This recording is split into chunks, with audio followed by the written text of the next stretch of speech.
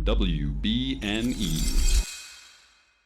So, welcome back to Bacon and Eggs. Yeah, an unsponsored episode of Bacon and Eggs. An unsponsored, unintroed episode of Bacon and Eggs. This one's... Let's try to do an intro off the dome. Okay. Howdy, yokes, and welcome back to Bacon and Eggs. I'm Tyler Carlin. And I'm Tyler Carlin. And today we're jingling. And we're jangling. So grab your towels. And jingle all the way. Because today we're bringing you... an episode about Christmas movies, where we will probably not be talking about Jingle All the Way. Probably not. Although I do want to mention Jingle All the Way. I don't like it. I don't like it either. I will say, so something I've noticed about myself is I haven't seen that many Christmas movies. I have noticed this about you. I think this is true about a lot of people, is more than other genres of film, people really stick to what they're nostalgic for when it comes to Christmas. That is true.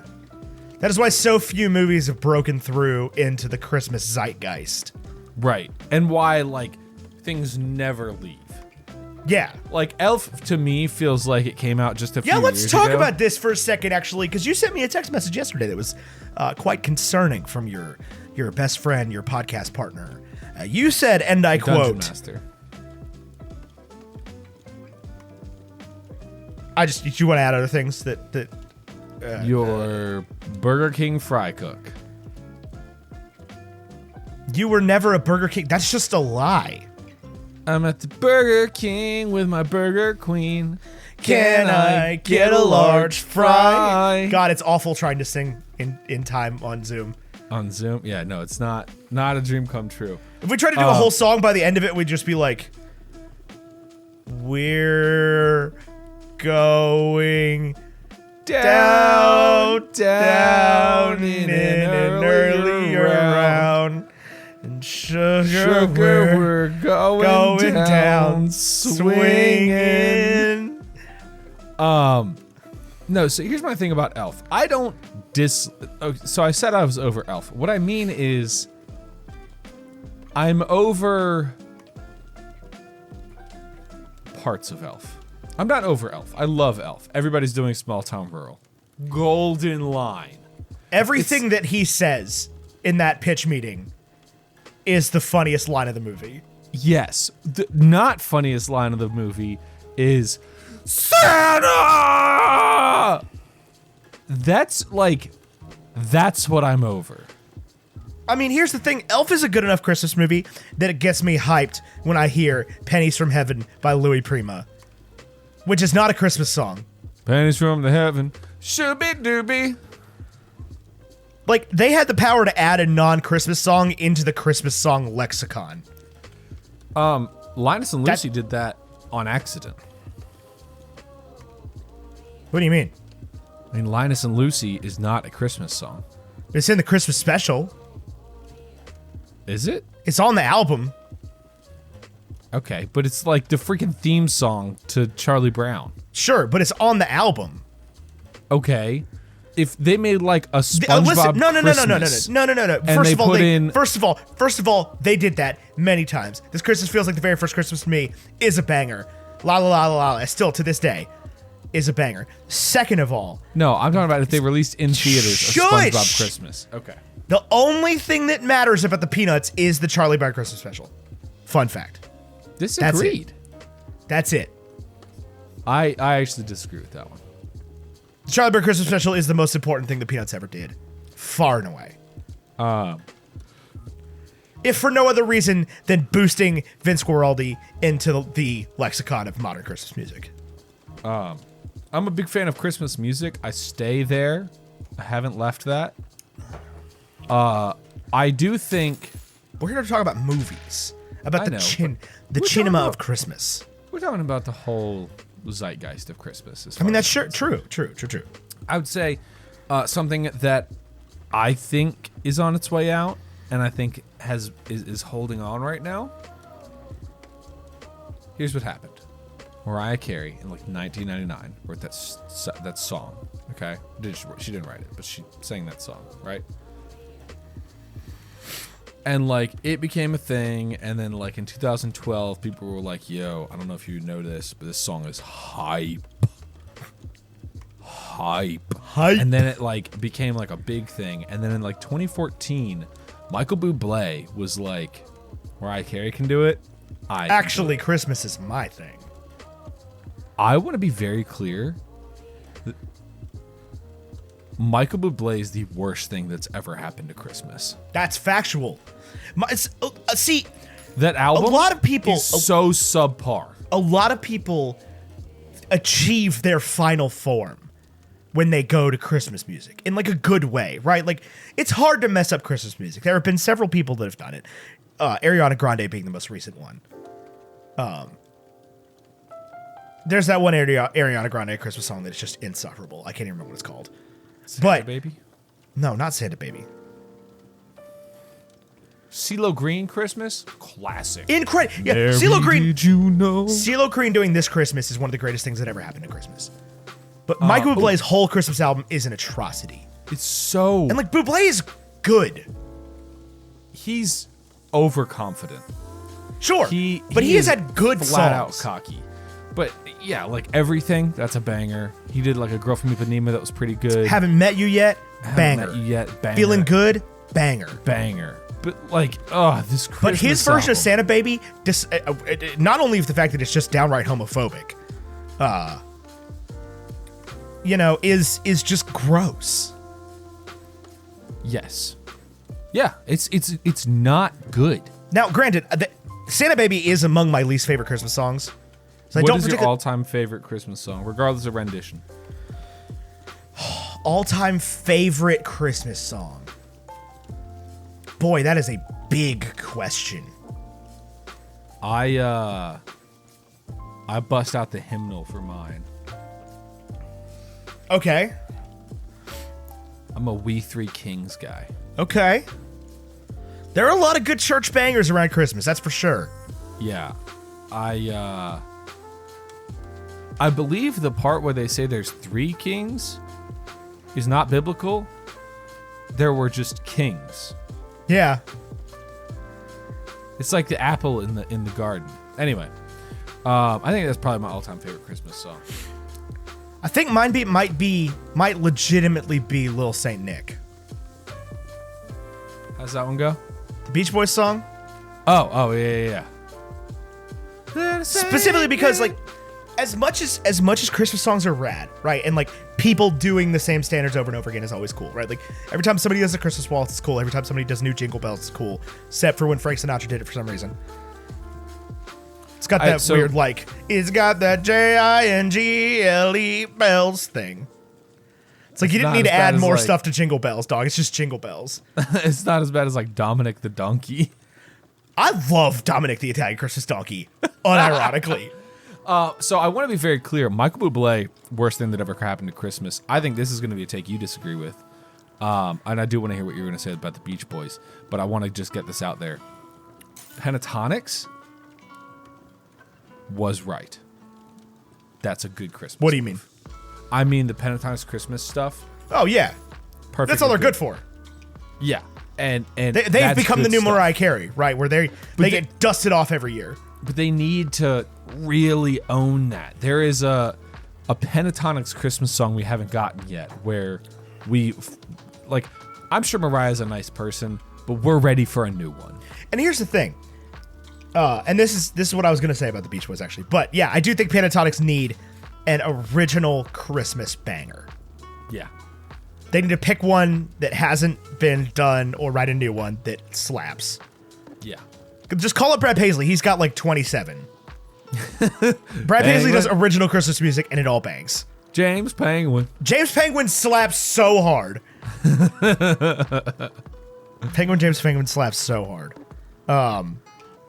But yeah, because so rarely does an artist write a new Christmas song that is so both Christmas at the same time and like uniquely their style. And I truly think the Beach Boys did that better than anybody else ever.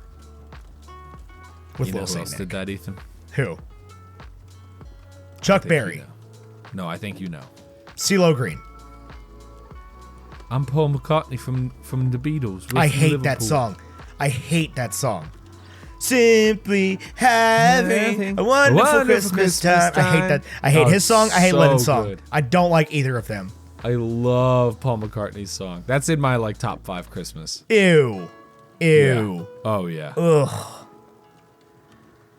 I like the suite from the Polar Express.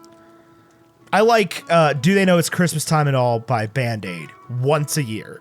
Unfortunately, that song haunts me like a case of herpes. I don't even know if I know this song. Oh, you do. Is that like, do they know it's Christmas time at all? Yeah, I know that one. And there won't be snow in Africa this Christmas.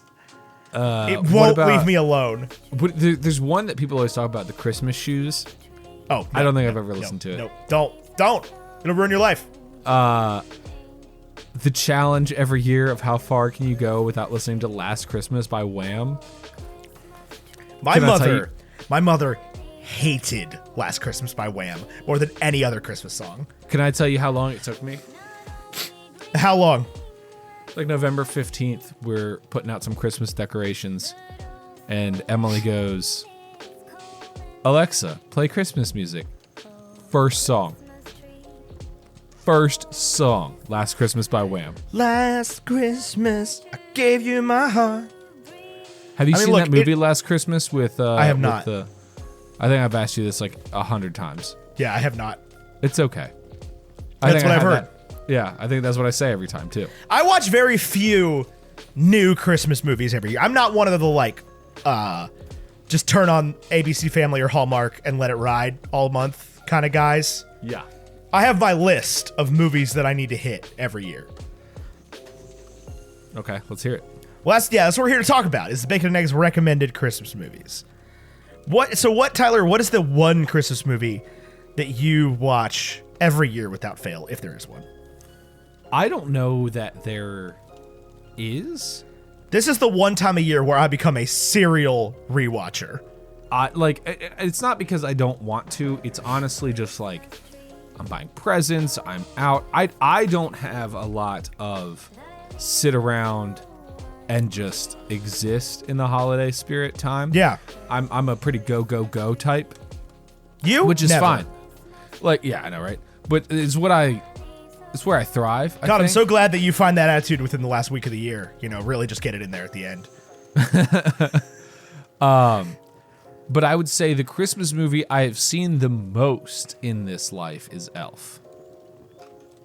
That's up there. The Christmas movie I've seen the most is A Christmas Story.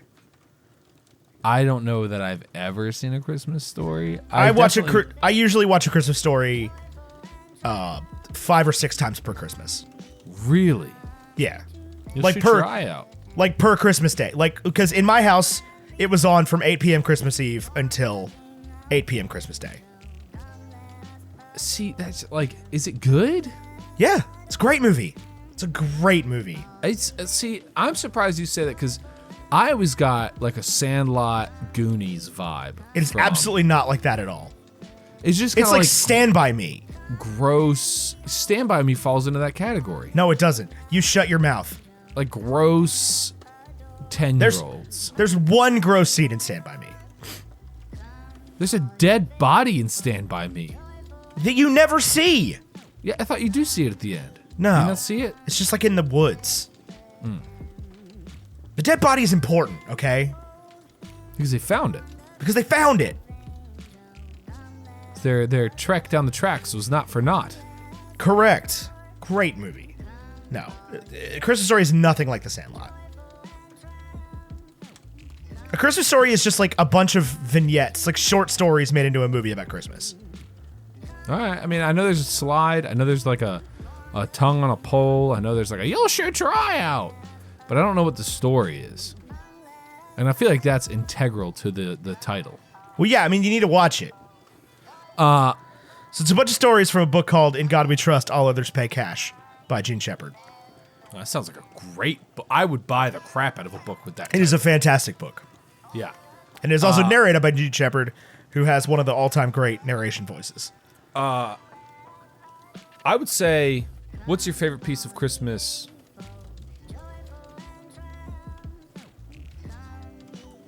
How high does A Christmas Carol rank on Christmas for you? Not on Christmas Day, but like on the zeitgeist. Pretty freaking high. Yeah. I would say It is one of the all-time great stories. It is. It is. It is like biblical. Mill Mountain Theater production is up there for me. Yeah, any live theater production you get to see of it is always fantastic. Mickey Mouse Christmas Carol. Haven't seen where Mickey is Cratchit. So good. And it's like the one 35 time of the minutes. year where I can almost put aside my disdain for the Muppets. I've never seen the Muppet version. But the Matt Smith Doctor Who version. Fantastic. Oh my god. That is up there for one of my most viewed Christmas movies. As far as live action Christmas story movies go, there is not a bad one. Some of them are kind of like old and hard to find or hard to like really watch these days just because the master tapes weren't ever saved. So they're tough, but there are some really good versions.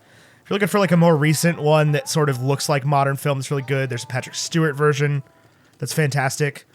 My best recommendation is to just look up the New York Library podcast and listen to Neil Gaiman read it from the Dickens prompt copy. There's a like Tim Curry It's version. so good. Yeah. Is the one on Audible. Yeah.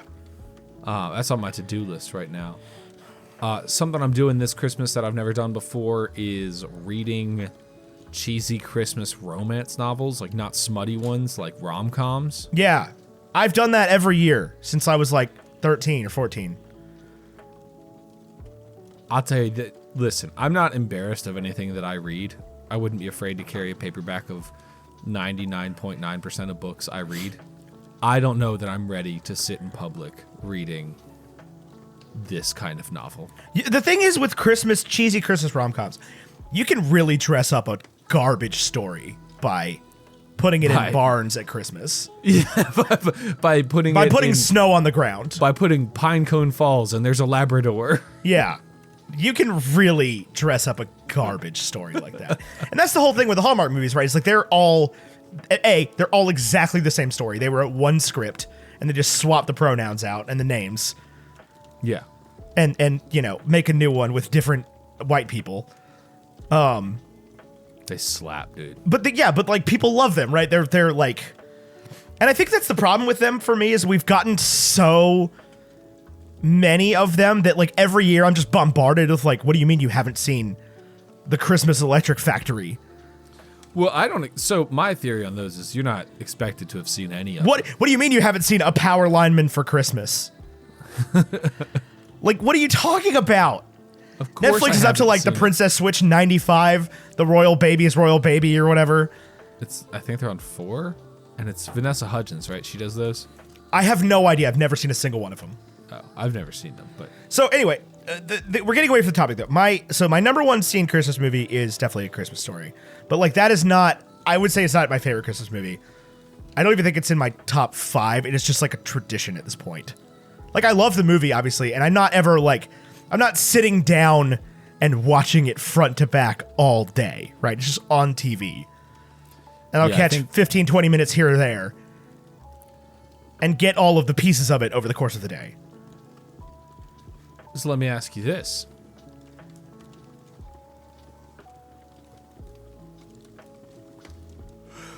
I think we've had this conversation on the show before, but I want to have it again. I don't care if Die Hard is a Christmas movie. I don't want to talk about it anymore. Okay.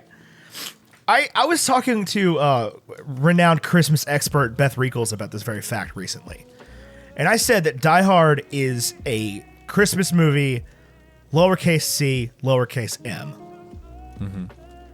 Whereas, like, How the Grinch Stole Christmas is a capital C, capital M Christmas movie. I take it back. Jim Carrey's Grinch Stole Christmas is my number 1 most viewed Christmas movie. That's unfortunate. Yeah. It's my 3rd favorite Grinch movie. When I was in high school, I would go to my parents' basement with my girlfriend, and we would put that movie on and make out. The existential dread of Jim Carrey's Christmas movie is no longer interesting, or Jim Carrey's Grinch is no longer interesting to me. now that I am 28. And like have felt that way? Yeah. Yeah. Like, I don't need wallow in self-pity on Christmas. I adore the Illuminations Cumberbatch Grinch. I will fight for that movie.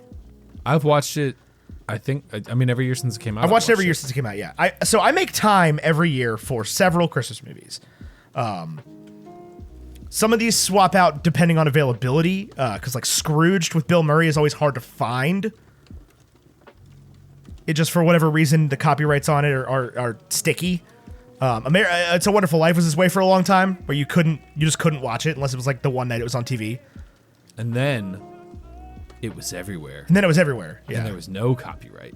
It was like public domain for like 7 years. Yeah, it was on like Netflix last 2 years, and now it's not. Yeah. It's a Wonderful Life is one I make room for every year. I make room for Elf every year. I make room for Love Actually every year. Oh, Love Actually might be the Christmas movie I've seen the most. I make room for at least one Grinch. The Grinch is good. It's not a bad Grinch movie. Yeah, I'm trying to think. I love Christmas movies, man. I really do. White Christmas is not one that I like. It's one that my mom loved, but not one that we like religiously put on. But it's like a big one for Caitlin's family, and it's like that was definitely something that a tradition I melded in with very easily and very much enjoy, is watching White Christmas every year. I've never They're seen a big White fan of the like. Christmas. Say that again. I've never seen White Christmas. That's on my list for us if we get a chance to cover here in the next couple years. Now that I made you watch It's a Wonderful Life. I will watch It's a Wonderful Life again. I think that'll become a tradition. I watched it with my parents last year. I would love to make that kind of like a tradition. Like we go over and like my kids are there, my parents are there. Yeah. And it's kind of like I mean, obviously my other siblings are allowed there, but it's, if it can kind of be like our faction of the family. Sure. Yeah. That'd be very cool. Yeah. It's a great movie. I mean, that is one of the all-time greats just on like story level. Of like, that is an important movie. Yeah. That'll really just make you laugh, make you cry, make you smile. I recently started a new job. Okay. Yeah. And I don't get political or anything at work. But I have like a pretty openly progressive belief set that ends up being public pretty quick. I'm not like fighting people at work. Like I'm not going to change their opinions, and I work at a very small office. I don't want to make tension. But it can also be hard to shut your mouth sometimes. But it can be hard to shut your mouth sometimes. Anyway, I have a coworker who shares a lot of my beliefs. Very, very similar beliefs. And Mariah Carey was playing outside. We had like a DJ out in the courtyard. And Mariah Carey was playing, and I walked into her office, and I was like, hey, what do you think of this song? I think it's on the way out. And she was like, oh, I used to love this song, but it's in Love Actually. And I was like, no. Oh, God. Oh, no. Oh, no. Oh, no. Sorry. What happened? She was like, go back and watch Love Actually. And I was like, I can recite Love Actually. You don't need to. Wait, what is wrong with Love Actually? A lot, apparently. Like, God, I can't. I like lost my voice when you had that voice loss thing. And ever since then, I've just been turning into like Bobcat Goldthwait. Just like, what happened to Love Actually? What happened? Like, she was explaining it to me. And I don't want to ruin Love Actually. And I'm still going to watch it and enjoy it. But like, none of the women in the movie have a satisfying arc whatsoever. Like Maggie Thompson. Maggie Thompson? Emma Thompson? No. Emma Thompson. Why do I always say that? Emma Thompson is cheated on. The woman that Alan Rickman cheats on Emma Thompson with is like portrayed as like a heathen. There is no value to the Colin Farrell story, and the Portuguese woman is disrespected by Colin Firth. Colin Firth. Why am I doing this? I don't know. Colin Firth story. I love Natalie Portman in that movie. Natalie Portman's not in that movie. Okay, I was just trying to mess you up. Okay. Because it's Keira Knightley. every person. Oh, I was thinking of character's name is Natalie. The assistant. Yeah, the assistant. prime minister's Hugh Grant's. Hugh Grant. God. Anyway, everybody is like insulting the Portuguese woman the entire time. There's no reason for her to fall in love with him. Like, it's just a pointless story. Keira Knightley has a stalker. Colin Frizzle, is that his name? Yeah. Like, the American women that are portrayed there, it's like, that's simply not how American women are. That's insulting to women. Like, none of the female characters have a satisfying arc whatsoever. Yeah, that's fair. There's nothing that being said, there's nothing you could do to ruin Love Actually for me. Like, my Love Actually is more important to me than other people's feelings in this regard. Like, I need it, legs, right? David. Like, I am not. Yeah. I don't think I am being made a worse person by watching it because I simply do not like. And this is especially true with a lot of like feel good type Christmas movies where like I'm not taking anything away from it other than smile. Right, like I'm not learning anything from Love Actually. Even the little girl, the argument is like she owes the kid love because he learned how to play drums for her. Liam Neeson's wife dies. Yeah. One of the women... But he gets to be a good single father. One of the women is sleeping with her husband's brother. Anyway, that's the issue with Love Actually. That's fair. Yeah, the only thing I'm learning from Love Actually is that if you look for it, you might realize... Love actually is all around us. And to be nice to your fat manager. Yes. Oh, Bill Nye's arc. There's no women in that. That's true. Just Elton. I can't believe they went for it in Ted Lasso. Is Elton John on the show? No. She doesn't go to Elton John's Christmas party. Oh, yeah. Yeah. Sorry, that's like because she hangs out. She goes to hang out with Higgins instead. Yeah. Hang out with your fat manager.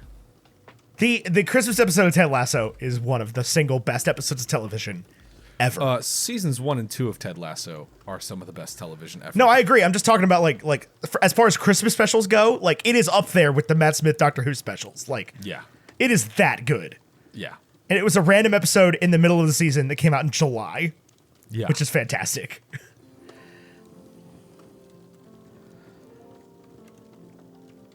But yeah, as soon as she was like, "Oh, I'm going to Elton John's Christmas party," I was like, "They're gonna do it. They're gonna do it." She's not going.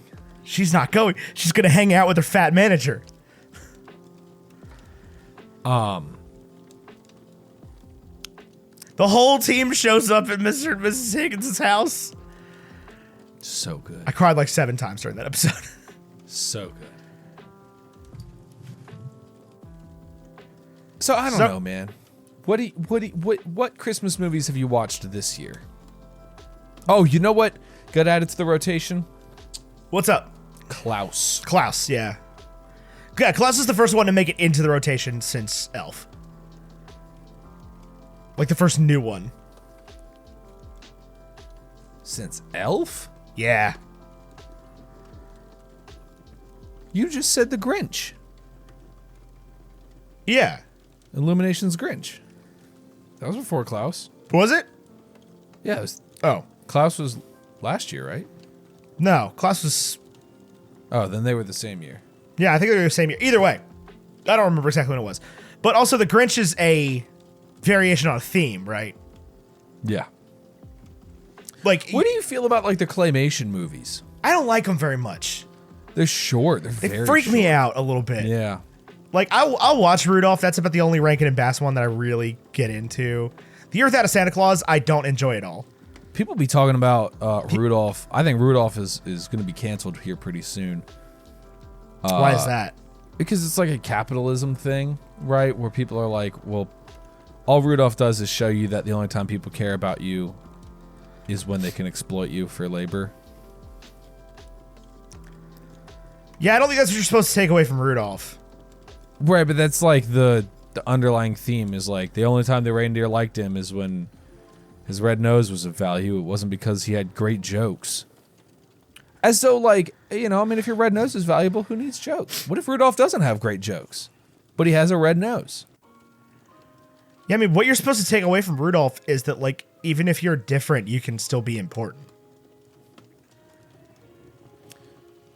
Like, that came from a time where that was an important lesson. Right. Right, where, like nobody was accepted except the absolute status quo. Right. Not even just the status quo. I mean, we're talking about, like, I don't know how old Rudolph is, but we're talking about, like, the draft, man. Like, you had to be, like... Oh, yeah, a landowning white male. Yeah. Right, you had to be a specimen of a reindeer in order to fly for old Santy. Yeah.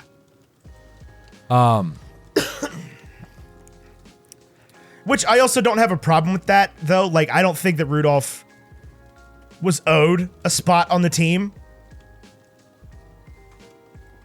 It's like a Rudy thing, right? Where it's like, Rudy, you don't get to play for Notre Dame because you're simply not good enough at football. You're not good at football, right? Like, right, like you can coach at Notre Dame, you know football, but you don't get to play at Notre Dame, right? Like Santa's allowed to pick the top 8 reindeer in the world. Have you heard this theory going around right now that, and we're about to drop into some territory, but that Santa is like a Harry Potter wizard? No.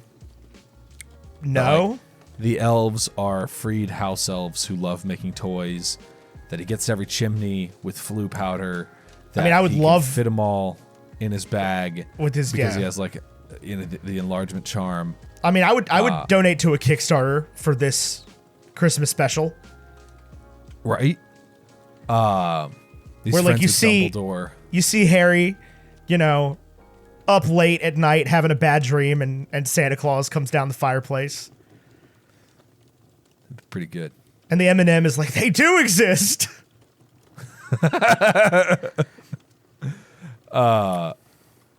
Which that M&M's commercial is one of my favorite Christmas movies.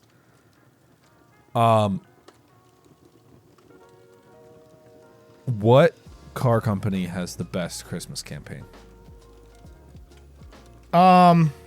Mercedes. Mercedes does. Yeah, Mercedes. They have the red. They have the like, red with the CLK with the white out front. Yeah. Yeah. Yeah. It's the best. They don't need to say anything, right? They're just like, it's Christmas. Buy a Mercedes. Here's Santa Claus. Yeah. Because that's what everybody else is like. The Lexus December Remember sales event. Buy a car, Toyota-thon. And Mercedes is like, Santa Claus drives a Benz. Santa Claus drives a C-Class. Santa Claus drives a C-Class. Santa Claus, I think, drives a G-Wagon, truthfully. Santa Claus drives Santa Claus drives like a Toyota Land Cruiser. Like a military spec. You think Santa Claus drives a Toyota? A Land Cruiser, man. Not like the good one. You don't think Santa Claus drives American, is what I'm saying? No. I think it's either Joyman, because he's Santa Claus, or Santa Claus drives like a GMC. I don't think he drives a GMC. Can you imagine Santa Claus in like an I didn't know Acadia? Santa Claus was a douche. No, I mean, Santa Claus drives a Cybertruck for sure, because it comes in Santa plaid. Claus drives an 88 Tacoma. It wasn't even called a Tacoma then. It was just a the Toyota pre-runner truck. or whatever. Right. Yeah, no, Santa Claus drives a Tesla because they come in the plaid spec. Yeah. That's the most Christmas car for sure. But yeah, no, best Christmas campaign is Mercedes for sure. Mercedes-Benz. Yeah. The Mercedes-Benz. What do they call it? The winter event? They don't even call it Christmas. I have no idea. I don't know. I don't even think the commercials say anything. No, they do. Yeah, I tell you this, Ethan. If I wake up on Christmas morning and there's a Mercedes-Benz outside of my house that you bought for me, ooh, doggy. Let me tell you what's not going to happen. The only way that there would be Mercedes-Benz outside of your house is if Emily buys you one. Or if somebody else buys you one. Or if I buy a Mercedes and show up at your house on Christmas morning. It's the Mercedes-Benz winter event. There's a little piece of copy they use where they say hurry in to the winter event, and that is just such satisfying language. Yeah. Oh, the weather outside is frightful. That fire is, delightful. Oh, it looks like Santa Claus drives a 2022 Mercedes AMG SL this year. God, cool. Santa got rich at some point. Santa traded in his Dogecoin. Yes. Santa invested big in Doge. Big in Doge. Ho, ho, ho, Doge to the moon. Doge, Doge, Doge. If you had to watch a Christmas movie right now, what would it be? Right this minute? Right this minute.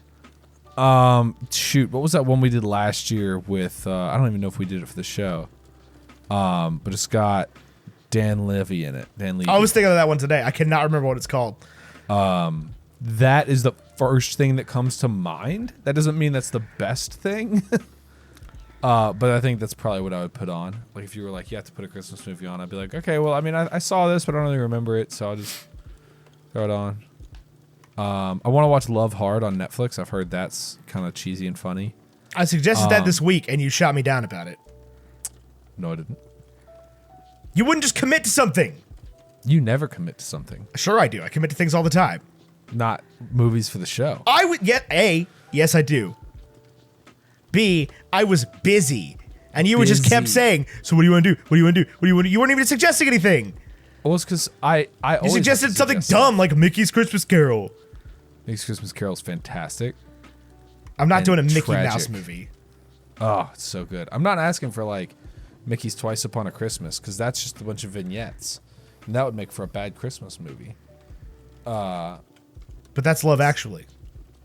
No, this is not a bunch of vignettes in that way. Twice Upon a Christmas is literally like 4 episodes of TV. About different characters. Yeah, if we're going to do one Christmas Carol on this show ever, it's not going to be Mickey. I mean, we could do like a couple of them. Do you remember year 1 Bacon and Eggs where we did the Snoop Dogg thing because that was the funniest thing ever? I think we also did it at CNU where we were like, 'twas the Nizzle before Christmas Mizzle. Mizzle. Yeah. Somebody I was talking to the other day was like talking about Snoop Dogg. Oh, somebody the other day was talking about Snoop Dogg and they were surprised that he was working with Martha Stewart on something. Like it was the first time they'd ever heard that. They were like, "Yeah, I got Snoop Dogg's cookbook with Martha Stewart. I didn't know that was a thing." Yeah, they have like a TV show where they just get baked and bake. Yeah, they've been doing that for years. Also, Snoop Dogg does everything. Snoop Dogg doesn't even drink alcohol, and he's in Corona commercials. He has a wine brand. He doesn't drink alcohol. No, I know. That's what I'm saying. Yeah. He is the Leonardo da Vinci of the 21st century. A true Renaissance man. Snoop D-O-double-G. Yeah. Anytime you need to pick me up, go watch the Jake Paul Ben Askren fight where Pete Davidson and Snoop Dogg called the fight. Oh, that sounds great. It is the funniest thing. Cause like Snoop Dogg is like, look, I bet $1 million on Jake Paul. And then Pete Davidson's like, I wonder when they're gonna start kissing. I think he should just give him a big old kiss. And then Snoop is just like, give me my money, Jake. Give me my fucking money, Jake. And Snoop Dogg won like $5 million on that fight. Do you know what always cheers me up, Ethan? Snoop Dogg, but also that Bacardi commercial. That's a Christmas movie. which one? The Arctic Monkeys one. Oh, the World Cup 2014 commercial. Yeah. Faith through everything in the Bacardi family. It's never been in a truck commercial. It's never been in a truck commercial. Although it is one of my favorite TikTok memes where somebody will just start playing that on guitar and somebody else will be like, "Have you ever been butt fucked by a Chevy Ram?" By a what? Have you ever taken a whole Ford F-150 up your pooper?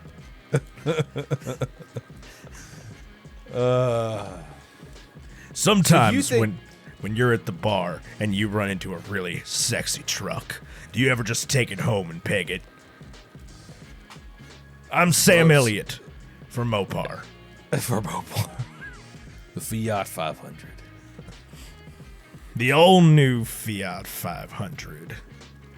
You know what we Whopping did? 85 horsepower. Everybody out here is making electric vehicles. And we said, you know what? Put a Hellcat in the 500. The Abarth does not have a Hellcat. It's still a 4-cylinder. It's like 120. Put a Hellcat in the 500. Let me tell you the amount of money I would pay for a Fiat 500 Hellcat. I would say $40,000. I'd pay $40,000 for it, absolutely. And that being said, Ford. Listen, I'm not a big Ford guy. If you decide to make the electric F100 step side, I will get on a waiting list for that car. I just want to say that. Have you seen the new Ford? Is it Ford that has the small truck? The Raptor? No, the small truck. The cheapest truck in their line. No, the Maverick. Sorry, the Maverick, yeah. Maverick. It's like under 20 grand. Yeah. Man, they're enticing me. They I'll are buy a enticing base me, model, sure. one of those bad boys. But the problem is it's like, you know, it's one of those things where it's like with available options, $67,000. But I kind of want the base. I want like that's manual BS rolling and windows. No, you don't. No, you don't. Comes You with drive a backup Lexus. camera. I do drive a Lexus. I drive an '08 Lexus with nav. Yeah, exactly. You don't want the base model anything. I can never go back to not having seat heaters. I can my never. Lexus's seat heaters are broken. I would Actually, cry. Just the driver one. I know, because it's got white seats, so they get super freaking cold. Yeah. I can never go back to a car without seat heaters. I'd rather have seat heaters than heat. Honestly, repairing it is like a $30 fix, but then I would have to do it, and I don't want to, bud. Because you get in there and you're like, oh, I should order this part. There's like 100,000 miles on this car. I'll just deal with it. It's a Lexus. It'll run Correct. for 400,000 miles. I know it will. And it's like, oh, it's golden age Lexus too. Oh, it's so good. I love my car. Yeah, it's cool whip. Cool whip. I don't have a picture of it because I'm an idiot. But I added something to my car this week, which was a Pikachu tail on the rear windshield wiper. So now nice. Rear windshield wiper, a Pikachu Nice. tail goes back and forth. That's It's cool. So cool. Emily That's got it for me freaking for my cool. birthday. It was amazing. I will Did you say have a good this. birthday? Actually, I did have a good birthday. You and I went into a hot tub. It was awesome. We did. Yep. Had a And good we went time. to a sauna, was a and good I trip. got a little loopy, and then I got very clear headed. It was very cool. Great trip. 10 out What of else 10 did would we do do? again. I was thinking about this morning. I was on TikTok, and somebody was like making one of those carpets. You know how that's kind of like a thing, like a new thing where people are like, yeah, I make carpets out of yarn, and Oh, I love those videos. I love this video. They're so satisfying.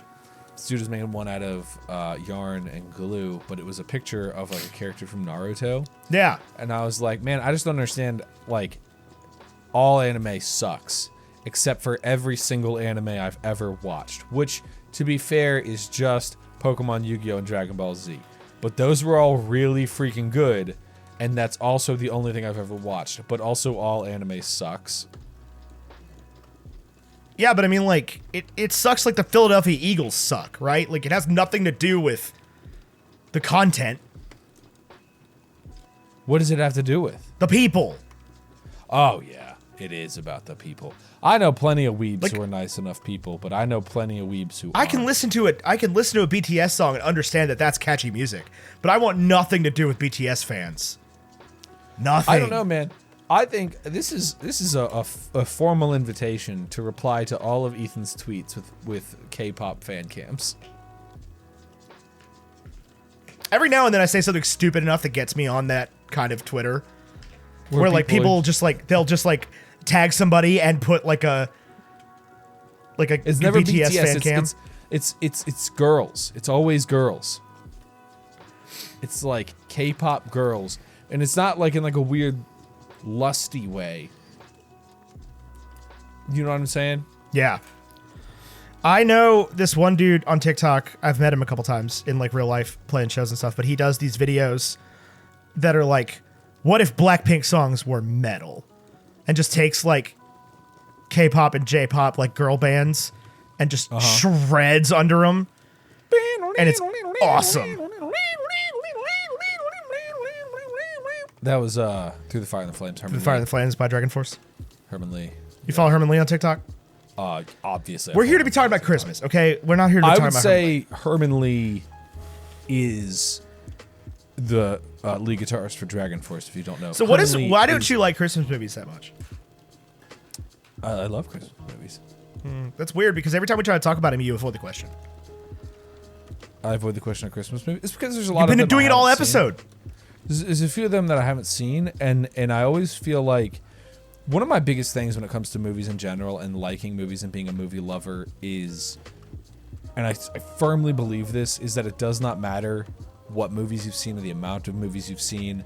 It's if you love watching movies, whether it be rewatches, whether it be new films, whatever it is, if you love watching movies, then you're a movie lover. And so freaking often with the conversation when it comes to Christmas is the nostalgia factor is ramped up, but also the what do you mean you've never seen factor is ramped up. It's ramped the up, yeah. gatekeeping is ramped up. And it's like, I understand that you've watched White Christmas 50 times. I understand that it's a classic and you love it and you can't imagine Christmas without it. I'm with you. Like, I totally get it. I totally get where you're coming from. At My Christmas, we watch home movies. And that was like a thing for 20 years. So, no, I've never seen White Christmas. And that's... I don't think White Christmas is a bad movie. I'm certain. This happened with It's a Wonderful Life last year. I'm certain if I watch White Christmas, I'll be like, this slaps. Oh, yeah. You absolutely will. This is good. You absolutely will. Yeah, I'll be like, this is great. It's in the conversation constantly for a reason, right? Like, there are so many Christmas movies. Watching this the whole time. Yeah. That's one of the ones, right? But the other gatekeeping side of it that frustrates me more than anything is people who don't like Elf. See, the thing is like, I mean, I like Elf, but like, I am one of these people for a lot of people because I don't enjoy Home Alone at all. I don't enjoy the Santa Claus at all. I don't enjoy The Night Before Christmas, Nightmare Before Christmas at all. Like, I don't like the way those movies make me feel. I don't like Nightmare Before Christmas. Home Alone is one of those ones that, like, I almost enjoy it more while I'm watching it than I do while I'm thinking about watching it. Which I guess makes sense. That's how most movies are. Like, obviously the anticipation shouldn't be better than the movie itself. But, like, Home Alone, I don't laugh at the schadenfreude. Yeah. You know? That's not what I want to feel at Christmas, right? Like, right. Like, senseless violence. But not in, like, a Die Hard kind of way. Because Die Hard's fine. Like, it's whatever. Yeah, Die Hard's a great movie. Yeah.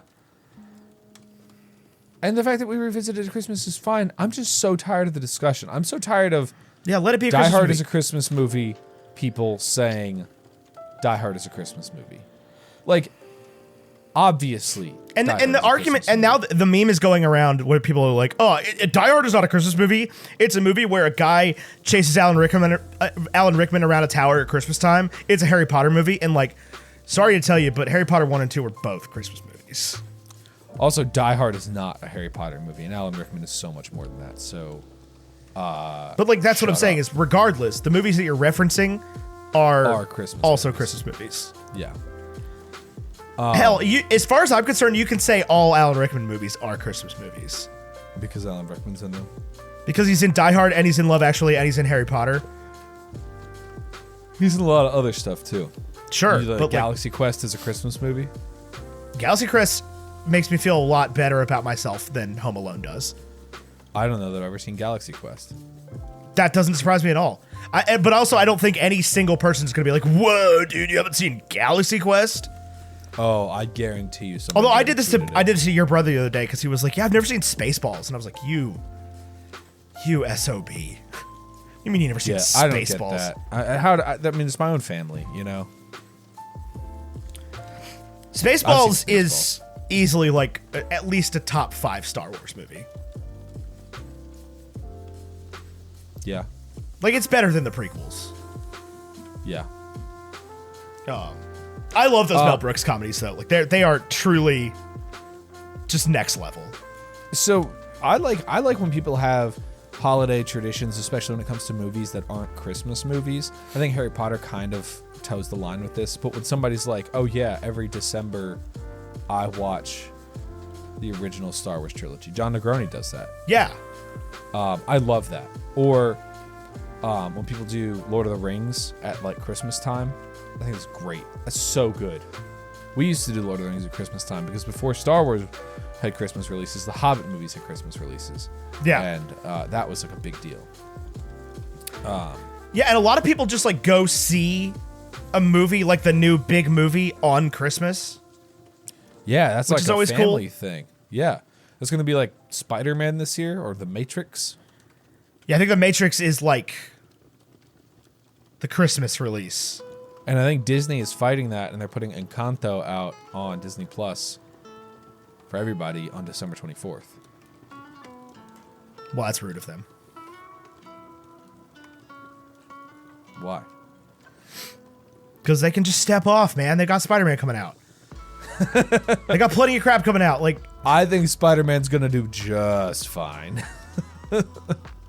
I'm not worried about Spider-Man. I'm saying I'm they shouldn't be predicting- fighting the Matrix. They should just know. let I'm- somebody else have Christmas. I'm predicting Spider-Man, and I don't know if this has happened yet, but I'm predicting Spider-Man will be the first post-pandemic movie to break $1 billion at the box office. Probably. I truly don't know the status of theaters, though. I don't either, but I know they crashed Fandango when they released the tickets. That's so true. It's got to be something. I'm going to see it, I think, with you.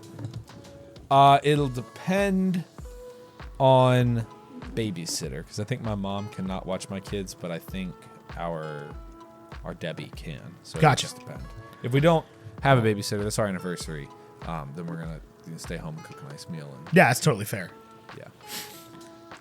That'll be my last single day as not having a dog. Not a pickles guy. Not a pickles guy yet, yeah. Do you like pickles? Not the dog, the bride cucumber. Yeah. Okay. Yeah, absolutely. Yeah, me too. I love pickles. One time my uncle got me a industrial sized jar of pickles for Christmas. That's a great gift. It was a great gift. Although I think that I was ungrateful because I was like 5.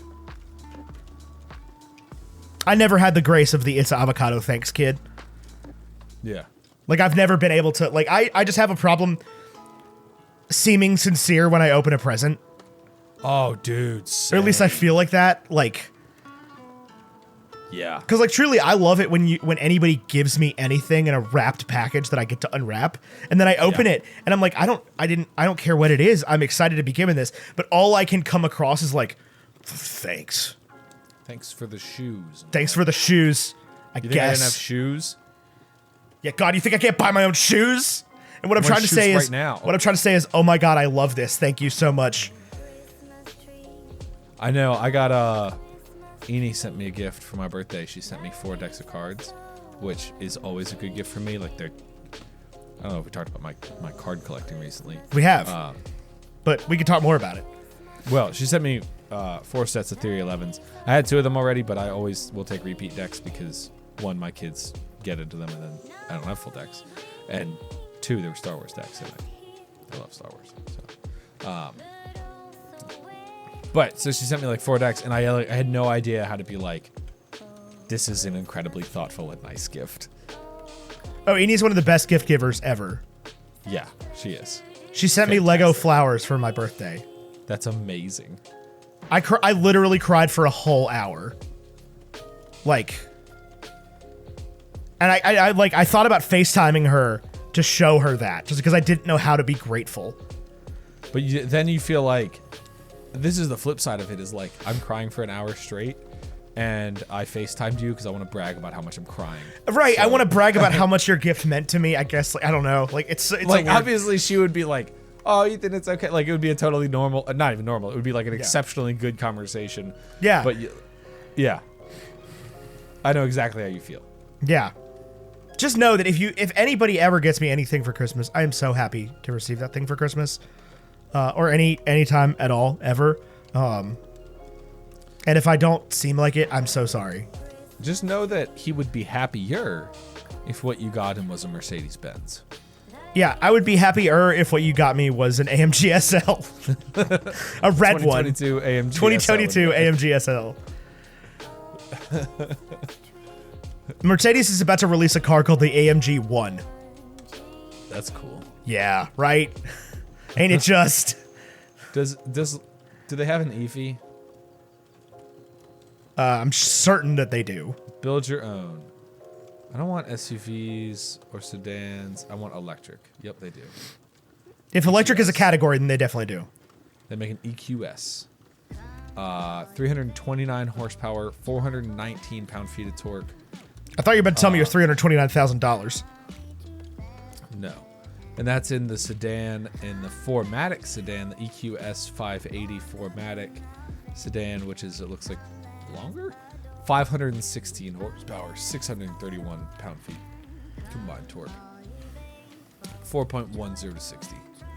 That's a little too fast for my, oh, God. The EQS 450 plus, the smaller one, the weaker one? Yeah, 100 grand. 100 grand. Yeah. Yeah. I mean, it's a Mercedes, right? It's a luxury. It's the luxury of luxury cars.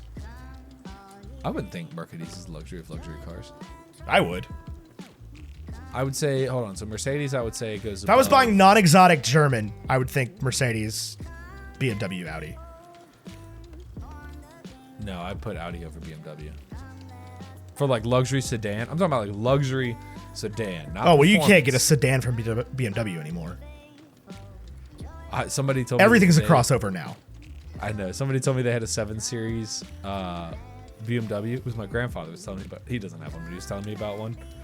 And I was like, those things are 40 feet long. That's a boat. That thing's gigantic. It's got a third row. I would definitely think Mercedes above. Because the Mercedes like makes exotics. Like proper. Like Audi makes the R8 or whatever, but I did They not also know make that Lamborghini. A-Class existed. yeah, the A-Class is the little guy. Yeah. Small bean. Brand new for 33 grand. That means I can get a used one for like 18.5. 18.5. Which means I can trade in my Lexus. For an A-Class, let me tell you what you're not getting 2 children into. An A-Class. An A-Class. Yeah. But if I do... Oh my god, it's Finn David Carlin. Wait, Finn David, come back. I find David you. Adorable. God, he's so cute. Watch That this, is one watch this. exceptionally Hold adorable on, watch baby. this, watch this. Hi, Finn! God, he's so precious. What a bean. I miss him. Hello there, guy. Hi, buddy. Come here, son. Come here, son. Oh, it's a Christmas miracle. Emily, what is your favorite all-time Christmas movie? Oh, he's so sad. Oh, he is not happy about that. We have, ladies and gentlemen, we have an unhappy baby on the call.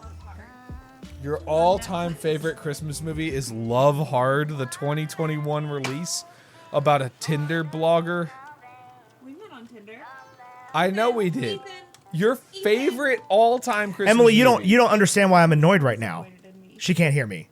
She can't. Put the headphones on the woman. He's mad at me All right. too. He wants to talk to you. Well, I'm scared. Literally yesterday, I was like, we should do Love Hard on the show this week. And Tyler was like, yeah, Emily saw it. I guess she thought it was okay. Yeah. That was great. Yeah. Have you Exactly. seen it? I haven't. No. It's great. Yeah. So that's why that's what the face was about. Was the utter horse poop of that sentence. Week. What's up?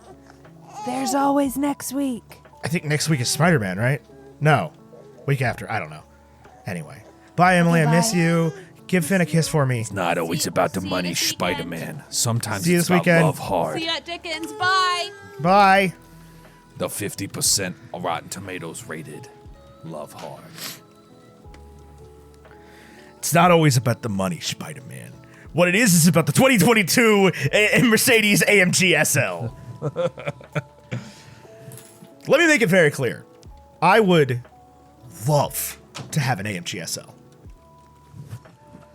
I tell you what, buddy. You put on a red suit. You deliver gifts to everybody in the world. And I'll give you one. No, that isn't worth it. I have That isn't worth decided that at your wedding, I'm wearing a Santa suit. Nope, you're gonna wear what I tell you to wear. You made me wear the is a world's sad least suit. comfortable shoes for your wedding, so you're gonna wear exactly what I tell you to wear. Sorry about that free booze I gave you. I'm just saying. I'm not complaining about the free booze. I'm saying that if you think you get a say in what you're gonna wear to my wedding, remember how bad my toes felt after your wedding. At least for a moment during the reception. Santa Daddy. Only if you bring presents for every guest. Well, you will already have presents for every guest, but I will deliver the You favors deliver the wedding favor. as Santa Claus. You know, I've heard worse ideas. I'd have to run that by the boss, but I've heard worse ideas. I heard you were the boss. I heard we played for the girls, and the question was who's most likely to be a bridezilla, and the answer was Ethan. Simply because I can make decisions. Also, everybody else was married. Yeah. Except me and Kate. Yeah. Here's the thing. I don't mean to be chauvinistic or anti-feminist here, but we played for the girls, and the guys were way better at it. The game, one, for the girls. This is what I didn't like about For the Girls. It's like the entire game. It is horrendously sexist. Cheat on your man. Yeah. Like every dare card we pulled was like Call cheat on a dude that's not your ex man. and ask him to fuck. Right. Or like call your first love and tell them you miss them. It's like I think it should be very clearly labeled for the single girls who have had previous lovers. Well, yeah, I mean, I think that is I think the target audience understands the assignment. Yeah, we I think don't. whichever one of y'all two's women folk bought that game misunderstood the assignment. You think my wife purchased For the Girls? No, maybe, I don't know. She didn't.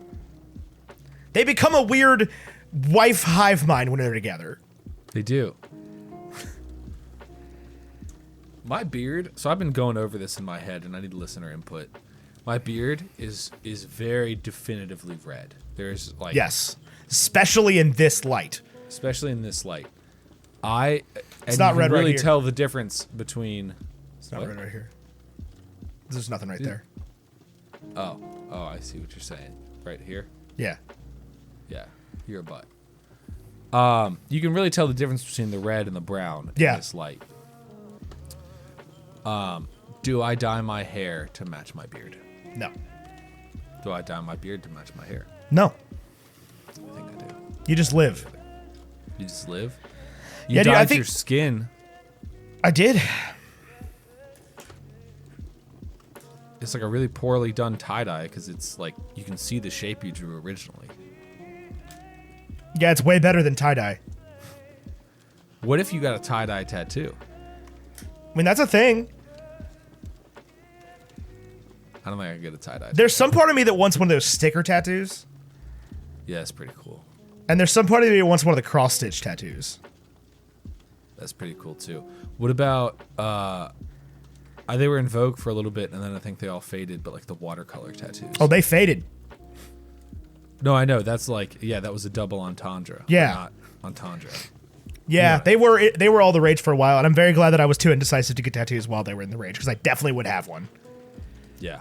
You'd have one that said like always and be like the Deathly Hallows. And I would have to get it redone every 2 years. Yeah. You'd have to always be thinking about Severus Snape. I would never have gotten a tattoo that says always. Would you get one that says okay? I would do that before I got one that says always. Yeah. Yeah.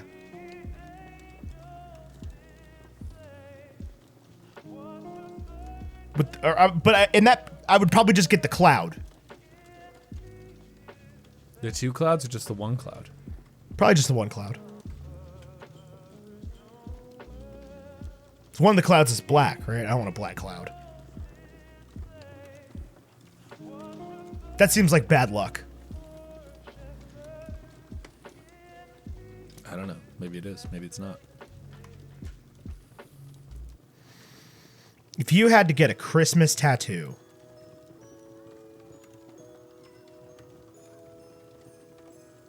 Go what would on. you get? If you had to get a Christmas related tattoo right now. Like Full fate of the world in your hands. Full nativity scene across my back. Like realism. For like very Like realism. like Ink Masters level realism. Yeah. No, I wouldn't do that because I think that would be hideous. Yeah, that would be hideous. I think maybe I would get the brand from my wedding, That'd be kind of cool. the C and the Yeah. snowflake. Would you get it branded though? Like, Yeah, I would. We have the brand. I would just brand myself. now that's what I call fucking yikes. I actually already have it on my right butt cheek. That's not true. How would you know, Ethan? Because I saw your butt this weekend. Oh, he said it. And also, you would not be able to resist showing me that constantly. Hey, buddy, you want to see something? It's my right butt cheek. Yeah, Tyler could never get an ass tat for that reason. Also, You would because go to I want jail. I like. If I were to get a tattoo, it has to be somewhere that I can appreciate it. Yeah, I agree with that. Like, it cannot be somewhere that I need to take a picture to see it. That's what I did not realize when I got a tattoo on the outside of my left leg, is that you don't really look at the outside of your ankle that much. Is that where your Mando tattoo is? Yeah. Maybe you should do some dynamic stretches every morning and then some static stretches every night so that every night you can see your Mando tattoo. I mean, I can see it whenever I want, but it's just like I got to do like a little maneuver. Outside of my left leg. Look at that. There it is. I can't see it because right now I'm wearing FJs, not sponsored. But they're footy pajamas. They're But it's footy just pajamas. It is so hot in my office right now that the thought of wearing FJs makes me want to die. pants. Do you own FJs? No. Oh. But I'm just thinking about them. I have a MeUndies onesie. They stretch in the knee. You ever had sweats that stretch in the knee? Not off the top of my head, no. They stretch in the knee. I think it's because when you like there's no give obviously when you bend your leg while you're sitting down Yeah. because it's attached to the bottom of your foot. But yeah, So- okay.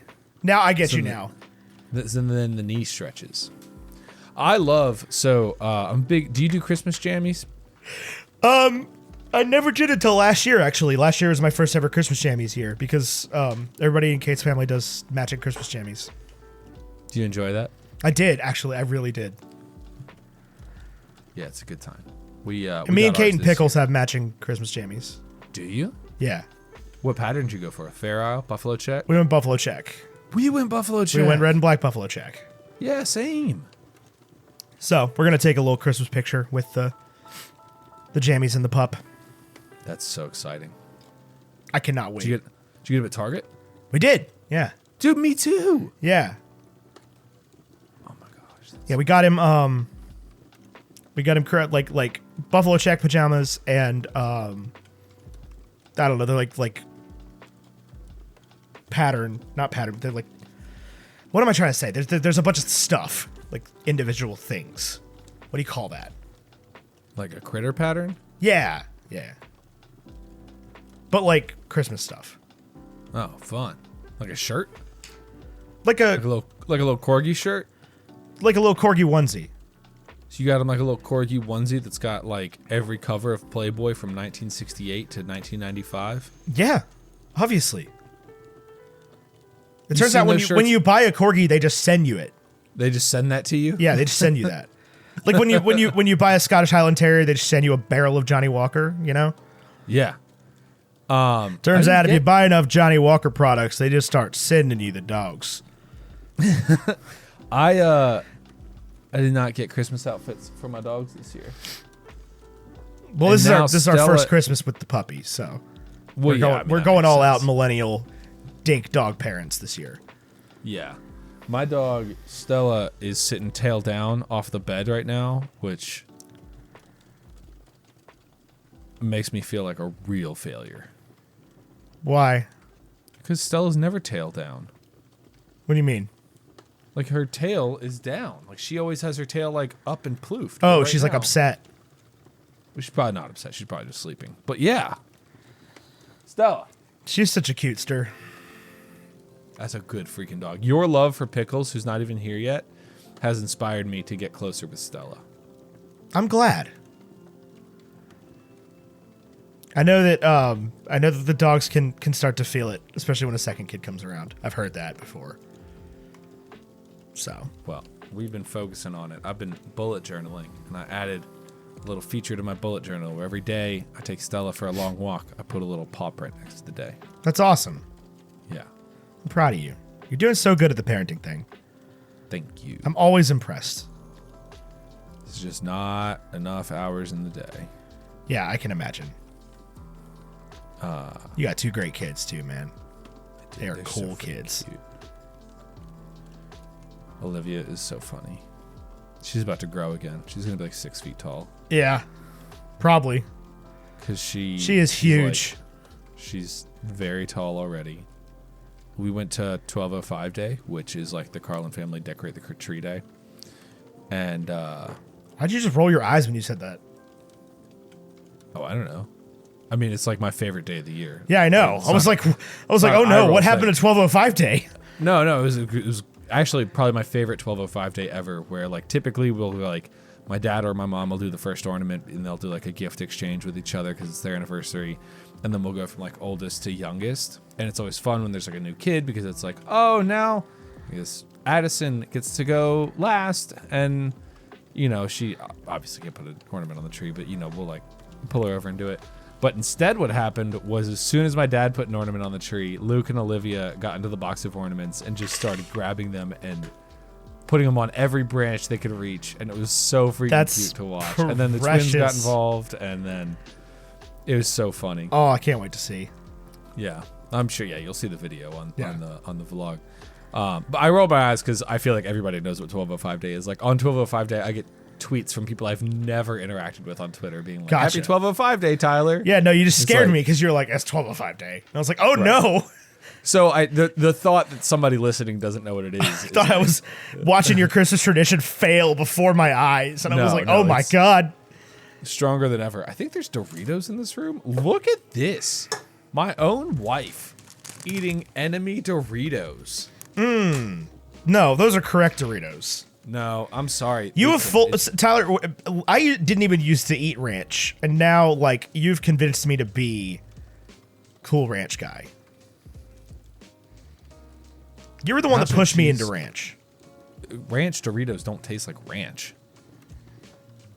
I'm texting your tastes wife like- right now to tell her that she's correct about Cool Ranch Doritos. I'm almost certain she didn't pick. She ordered Pita Pit, and I'm willing to bet she clicked chips on Uber I don't Eats. care. We're the podcast listeners are gonna think that we're in this together. The thing is it's not even about the rivalry anymore. No, hold on. It's only about the rivalry anymore. Yeah, It's a perfectly good chip, but I still have to fight for nacho cheese. yeah. Not to like steal the thing from your brothers, but strong opinions about weak things is definitely where I come down on Doritos. Right, where like it's about the fight for no negative reason whatsoever. Right. Because it's one of those things where when you're like, oh yeah, Cool Ranch Doritos, and people go, oh, you, and then we're in it, right? It's a fun little piece of banter, right? But nobody Fun goes little home bout. feeling bad about themselves. Nobody goes home being like, "Can you believe Tyler's never seen White Christmas?" And What then a spicy jerk. chili people are over there like, these are hot. These are hot. Hot, but These they're are hot. I very like them, good. but they're hot. They also have. They've added just blatantly. I'm looking at the back of this. Flamin' hot Doritos. Nice. Like they're not even messing around anymore. They're like, yeah, that's what these are. You heard of Flamin' Hot Cheetos? We did that too. Yeah. Flamin' Hot Doritos. I will say, Cool Ranch Doritos are the superior Christmas chip Because they're red and green. because they're red and green, Yeah. despite coming in a blue bag. Yeah. They do have that going for them, which is good. And ladies and some gentlemen, of if you don't know, and folks of all genders, if you don't know what we're talking about, keep it that way. Honestly, never eat a Dorito. They're bad for you. If you can avoid it, If you've made it this far without knowing what a Cool Ranch Dorito looks like, you're doing better than us. this bag, look at that. How could you eat that? 260 calories per package. It's too close. Yeah, okay. 260 calories in this bag. That's a lot. That is a lot. There's many calories. On that note, I think it's wrap time. Sure, we can wrap. That's cool with me. Maybe I'll take Stella for a walk. You should take Stella for a walk. Stella, you want to go for a walk? She does. Well, on behalf of Tyler and Stella, everybody have a wonderful. I know we talked about Christmas a lot. I know it's literally Hanukkah right now. Christmas is the holiday that we celebrate, Yeah. but that doesn't mean you have to celebrate Christmas. I also do not at any point really celebrate Christmas religiously anymore. Like, I would say the commercial side of the religious holiday has. the Santa Claus has won out over the Jesus for sure. I don't know that I would say that, but you would say that. I mean, I felt like this for a long time. I never felt like particularly Jesus-y at Christmas. Yeah, no, and Like- and I love snow and wreaths and Christmas trees and Santa Claus and presents and friends and Charles Dickens and movies. And like those have very little to do with Jesus and church and repenting and stuff. where do you stand on ferns? Ferns Ferns. as like a Christmas thing. Yeah, like isn't that like a Christmas mass thing, or is that an Easter thing? Neither, I don't think. I might be showing my bad Catholicism here, but Palm Sunday. that's palms, not ferns. Okay. Whatever. Palm Sunday. Is that Easter? Yeah, that's Easter. Okay. I think there were palms. I went to a Lutheran midnight homily. Nope, that's not the word. Sermon? Service. Yeah. Service. And we did palms at Christmas time one time. I could be wrong. This is a topic for a whole nother day where I don't understand traditional Protestants in the slightest. Well, Protestant means like non-traditional, so. I mean, no, it doesn't. Means in protest of the norm. Right, but it, like, they're old enough to be traditional at this point. Like, I I don't understand Anglicans and 500 Episcopals and like traditional Lutherans. Well, that church was not traditional Lutheran. But anyway, doesn't matter. Thanks for listening to the show. The music is maybe by Andrew Scott Bell, maybe by somebody on Epidemic Sound. I was going to say, the music is most likely by somebody on Epidemic Sound. who has a Christmassy tune. And realistically, Unless Andrew this will... Scott Bell was like, here's a Christmas tune I've been doing. Realistically, this will probably go... I mean, this is coming out on the day of our Lord, December 9th. Mm-hmm. But just because we simply did not have time to watch a movie this week, we went on vacation over the weekend, and then I had to play a show yesterday. So Like we a just rock just star. didn't have time. I just literally didn't have time. I got back in town at 2 p.m. So, This is years past, we would have like prioritized bringing microphones with us and recording on the road. And while I respect that hustle, I like where we're at now, where Yeah. I don't prioritize that. So, I'm not declaring this, but just if I have to think about our schedule coming up for the next few weeks, this will probably be in place of the Christmas brunch this year. I don't know. If we can get one in, I'd love to, because I do love the idea of continuing to release an episode every Christmas day. Even if we just talk for 30 minutes about stuff. But I also don't know that I'm going to be in like a good place for that this year. So I don't know. We'll figure it out. We'll if we don't have one, we gave you this week. So Merry Christmas, Happy Hanukkah, Feliz Kwanzaa, Merry Festivus, Happy Sunvan Pavia Day. And before we go, I do want to read some traditions from. Oh, right, we did the Discord thing. I completely forgot about Discord. Sorry, Liam Discord 2.0 people. Says Happiest Season is a fantastic Christmas movie. I think that. That was it. That was it. That's That was the one. the Eugene My Levy friends one. hate it, but I love it. And Elf is one of my favorite movies. Period. Christmas or not. Phantom's Place says A Year Without a Santa Claus is mine. My favorite Christmas movie and my family's all-time favorite. Smappy Beeps says, I know it's so overrated, but I love The Nightmare Before Christmas so much. I used to watch it on repeat on Christmas Eve all night. I think that's a fantastic tradition. I don't love that movie, but I love that you love that movie in that way. Truman says, one of the holiday traditions that I loved was watching the Rocky movies from Thanksgiving through to Christmas. That's great. This is exactly what we're talking about. That's exactly what I'm talking about. I know they're not technically Christmas, but I always celebrate the two together. My wife is huge on Hallmark movies, though. And over the last couple of weeks, we've watched the Mary Liddell series. And for Hallmark, they're pretty decent. So that's good to know. Maybe I'll check those out. Beth Riekels, Holy Musical Beth Woman, says, close call between Muppet Christmas Carol and Arthur Christmas for me. All around favorite, family favorites, very quotable. I never tire of watching them. Muppets has catchy songs, and Arthur Christmas is my spirit animal. I'd say Hallmark style movies are my guilty pleasure, but I genuinely just enjoy them unironically every year. Let's see. Do you want to read a few of them? Yeah. I'm always a winner. I'm a winner. Says I always watch Jim Carrey How the Grinch Stole Christmas. Now I watch it with my daughter, and that's freaking adorable. Pix, our lovely mod, says I absolutely love A Year Without Santa Claus. Used to watch every year with my family and sing and dance as a kid. Now I just watch it with hot chocolate while I'm crafting forever. But I can't wait for Rigby, who is her son, is old enough to restart that tradition with him. I love that so much. Rigby's so cute. Even though that terrifies me, Rigby is adorable. Klaus the Muppets Christmas, or the Wolf of the Yellow Gate says Klaus the Muppets Christmas Carol and White Christmas are my favorites. They're also cozy and fun. That is true. Those are all cozy movies.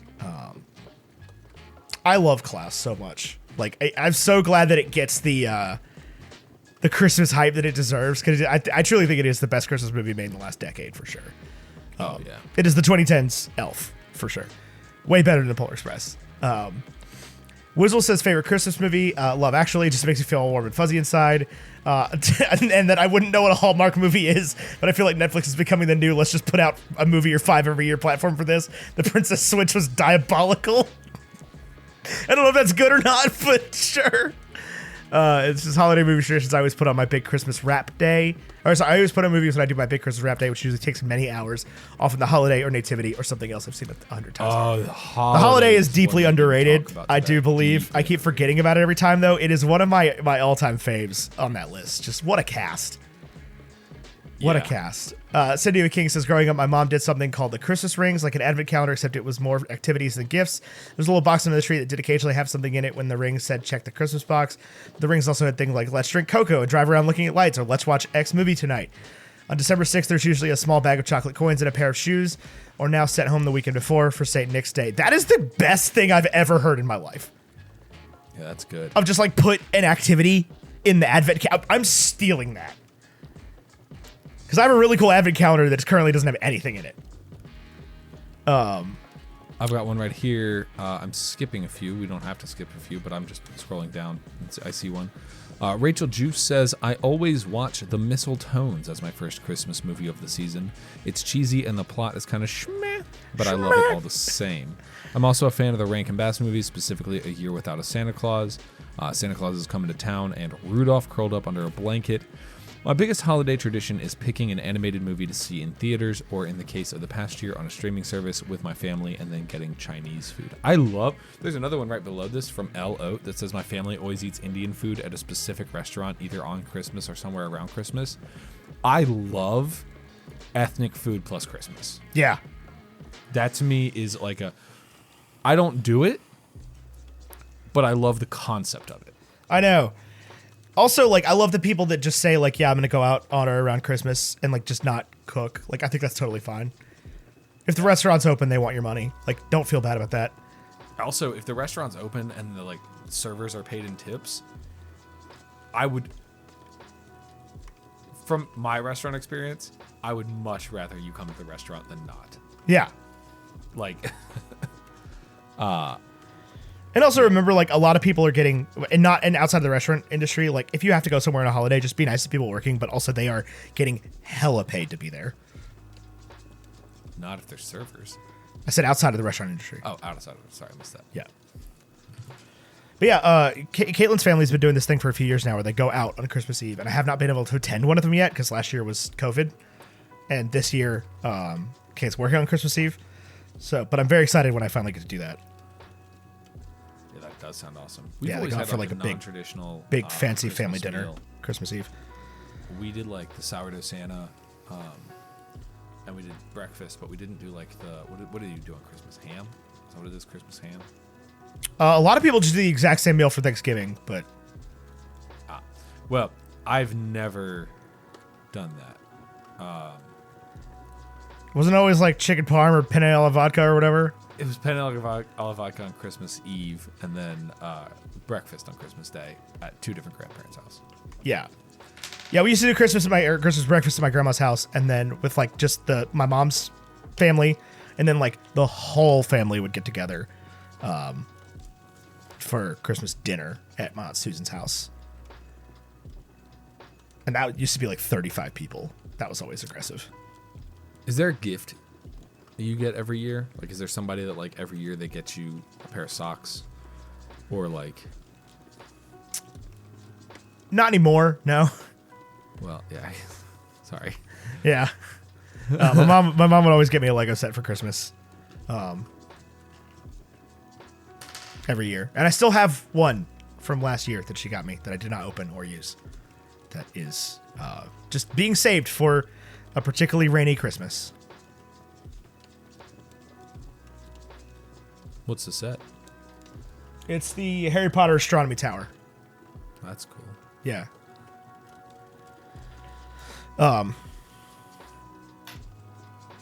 Yeah, just because I didn't know if she was in and out of the hospital last year at Christmas. Didn't know if she was going to be able to get me one, so I got myself one last year. And then she told me that she did get me one. And I went and found it after she passed. So I still have it. But yeah, that has always been a thing. It was Christmas and birthdays, which is why I cried for an hour when Edie got me Lego flowers for my birthday. Because she wanted to make sure that somebody got me a Lego set. I'm going to cry right now. Damn. That's okay. Whoops. You're allowed to. It'd be that kind of day. Yeah, anyway. Christmas. Christmas. Hey, I know you just kind of had a moment, and I want to let you know that that's totally okay, and you can totally feel that moment. But there are dishes in the sink that you haven't done. And on that note, ladies and gentlemen, folks but, like, of all if you ages. just get a minute. Before you go to bed tonight. I have made one dish since I got home, and I already washed it. Because of that text chain we had at MC earlier, I'm now terrified of dishes. I'm the same way. Emily went and picked up the kids. It was her first day back at daycare, and while she was going to pick them up, I came home and made pasta for dinner with like a whole bunch of ingredients in the sauce, and made cookies. And I was like, and there was all these different pots and bowls and stuff, and I was like, I'm doing all these dishes before she gets home. She will hate me if I don't. Well, and also I was gonna put it in the dishwasher instead of washing it. And then I opened our dishwasher and realized that before we left for wintergreen, we left a war crime in the dishwasher. Nice. Good. Which needs to just be like quadruple washed now. Yeah. And because I opened the dishwasher, I was like, it is not supposed to smell like that in there. But that is a problem for not right now because I have to watch Hawkeye. Smelled like hot tub. What? Smelled like the hot tub. It smelled like hot tub, yeah. I thought you said it smelled like hot milk. And I was like, yeah, basically. All right. Well, Yokes, have a wonderful holiday season, and we will see you next week for some sort of holiday festival movie. And then we'll see you the week after that for Spider-Man. And then who knows what else? And then who knows what else? Maybe The Matrix. Maybe we'll take a week off. Who knows? Maybe we'll do an entire episode of calling NFL Red Zone games. Maybe we'll do an entire episode of calling our first loves and telling them that we played a board game about them. Except we're not going to do that because I just got hives from thinking about that. Yeah. So Look at this. That's hives. yeah. Anyway, bye. Arrivederci. Adios. 'Tis the reason for the season. Life. Jingle bells.